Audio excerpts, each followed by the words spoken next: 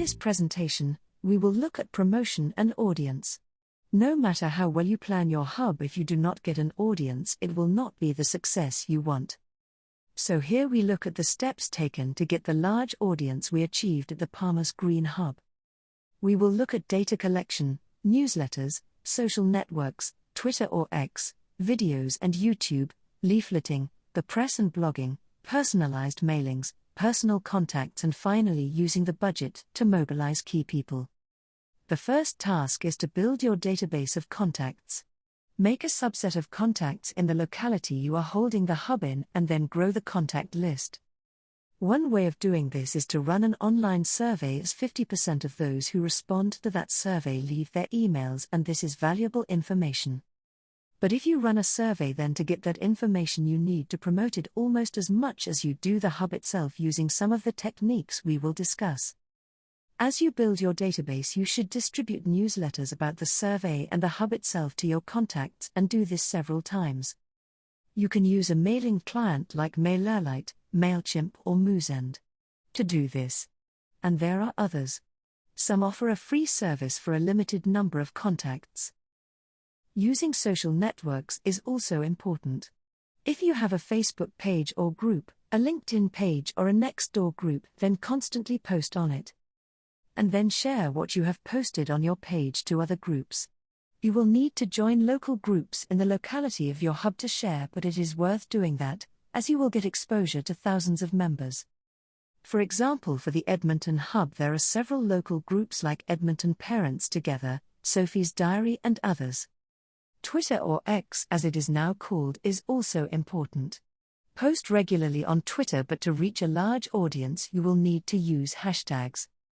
If you post without hashtags, people will see it in their morning's feed, but if you use hashtags, then those you tag will be notified of your posting.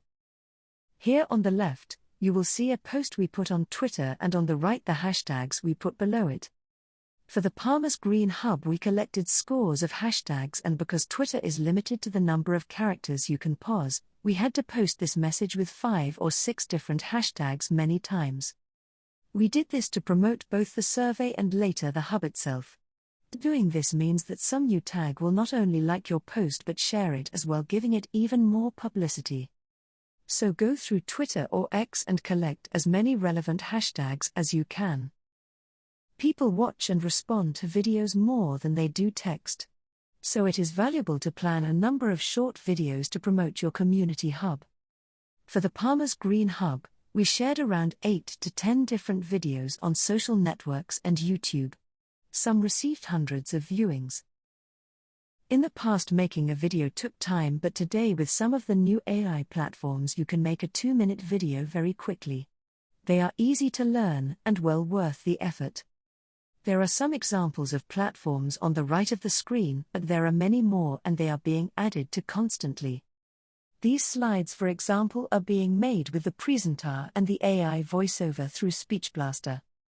Leaflet distribution is also one way of getting people interested in your event.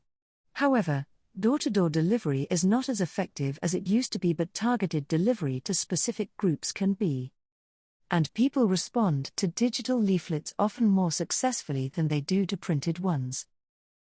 One way of making targeted delivery is through attending group events, and there are some examples on the right of the screen. Attending events means that when you hand out a leaflet you get to talk to someone, and that can create interest. For the Palmers Green Hub, and especially the hubs we did in Edmonton, we attended a series of different events. Writing articles for the local press is also important, as they will be read by many people. But often a locality we will have one or more blogging sites, and it is important to use them as they do focus on the audience you want. For the Palmers Green Hub, we wrote for the Palmers Green Community News. Other localities will also have their area-specific blogs. So it is good practice to research them and use them for promotion. Nothing is more important than personal contact. Speaking to people on the phone makes a relationship better than a leaflet or social network post. So make a list of contacts in the locality of your hub and where you can make a personal approach to them. And by involving them in the hub itself, they are more likely to promote it to others. And the same is true with your contact list. You can send newsletters out en masse, but if you make a list of those who you think have a specific interest, then send them a personal mail. We did this for the Palmer's Green Hub, identifying those interested in specific topics like well-being, environment, climate change, etc., and then customizing a mailing to them. Finally, if you have the budget, use it to employ recruiters to reach out to people that might be interested in your hub. We did this in the hubs we did last year and it worked well. We did this for the Palmer's Green Hub as well in a limited way, and it did bring in extra people. So look out for good recruiters, and if you have the budget, then use them.